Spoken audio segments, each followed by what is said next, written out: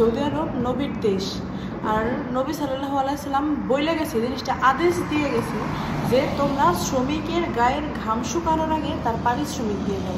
এরপর আরাবিয়ানরা সৌদিরা কিসের জন্য বেতনটা দেয় না, বেতন নিয়ে কেন ওরা এত ঘোরাঘুরি করে, এই দুঃখে আমি বাঁচি না, জানো। আরে ওরা এইসব ভাবে না, ওরা এইসব কিচ্ছু ভাবে না রে। আসসালামু আলাইকুম। ওয়ালাইকুম আসসালাম। কি অবস্থা, কেমন আছো? এই তো আলহামদুলিল্লাহ ভালো, তুমি ভালো আছো নি? আলহামদুলিল্লাহ ভালো আছি। তো কি জানো বলতে চাইছিল, আমার কালকে বলছিলাম তোমার কালকে একটা কথা বলবো। কি? না কিছু না, কালকে রাত্রে সৌদি আসছিলাম আমার বাসায়। সৌদি আইসা যে ডেকোর আছে না, ডেকোর মাপ দিছে, আর একটা ডেকোর বানাবি। আমার কইলো যে কেমনে বানাবো, আমি বললাম দেখি এটা একটু বড় হয়ে গেছে, এই তারিখে একটু ছোট করে বানাইস।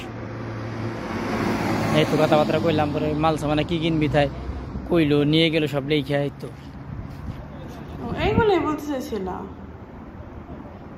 হ্যাঁ আমি ভাবলাম কি না কি, আমি আবার একটু বেশি ভেবে ফেলি তোমার ব্যাপারে। না আমার বর্তমান তো তলব বেশি। এই যে বৃহস্পতিবার দিনকে কাজ আছে একটা, তারপর তোমার যায় ঈদের পর মনে করো পরাপর 2 দিন আমাকে একদিনে 2টো করে কাম, একদিন 2টো করে, তাহলে 2 জায়গা 2 জনে যাবো। আমি যাবেন এক জায়গায়, আসলাম কাকা যাবেন এক জায়গায়। এই দিন ডেকোর আর কি ইমার্জেন্সি বানাবার দিছে।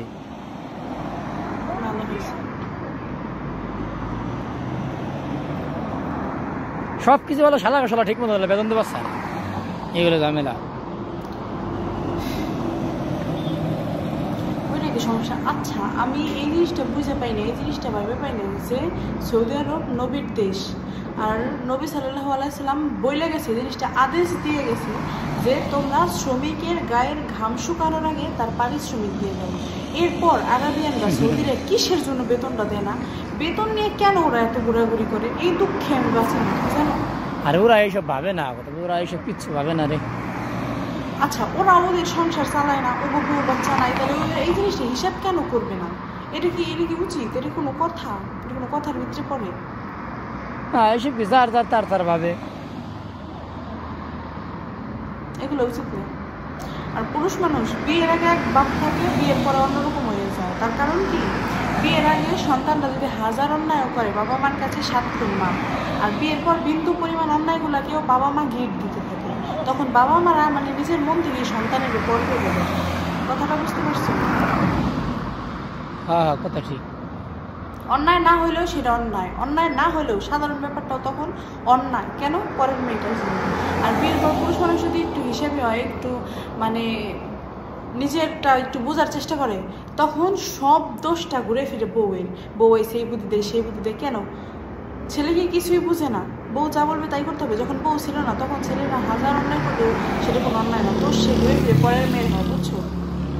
বিয়ের আগে যে বেতন যদি ঠিকমতো না পাওয়া যাইতো বা ঠিকমতো কোনো প্রবলেম হলে, সেটা কোনো প্রবলেমই ছিল না। আর বিয়ের পর বেতন যদি সৌদি দিতে দেরি করে, দোষ হয় যে বেতন চলে যায় শ্বশুর বাড়ি। কথাটা কি তুমি মানো? এটা আমার ক্ষেত্রে না রে, এটা সবার ক্ষেত্রে। সবার ক্ষেত্রে হইলেও এই সমস্ত কথা যারা করে, আল্লাহর কাছে তারা ঠেকা থাকবে, খোদার কাছে ঠেকা থাকবে। বিশ্বাস করো, সিরিয়াসলি। এই সমস্ত মানুষের অভিশাপ করা লাগে না, অভিশাপ আল্লাহ তাআলার তরফ থেকে চলে আসে। আর ইন্ধন জোগানোর জন্য যে আশেপাশের মানুষগুলো আছে, এদের উপরে আল্লাহ তাআলার গজব করুক। হ্যাঁ হ্যাঁ, এটা ঠিক। যাই হোক, দোয়া করি, প্রচুর দোয়া করি। বিশ্বাস করো, দোয়া করতে করতে এখন ক্লান্ত আমি। ঠিক আছে, সব ঠিক হয়ে যাক, এই দোয়াই করি। আরে জাগালাই দিলি সব ঠিকঠাক হয়ে যাবে, ওটা কোনো ঝামেলা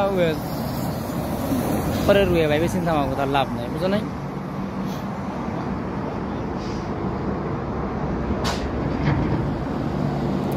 ঠিক আছে, তুমি রাইখে দে, আমি ফোন দিব, আমি একজনের ফোন দিব, 100 একটু কাজ আছে,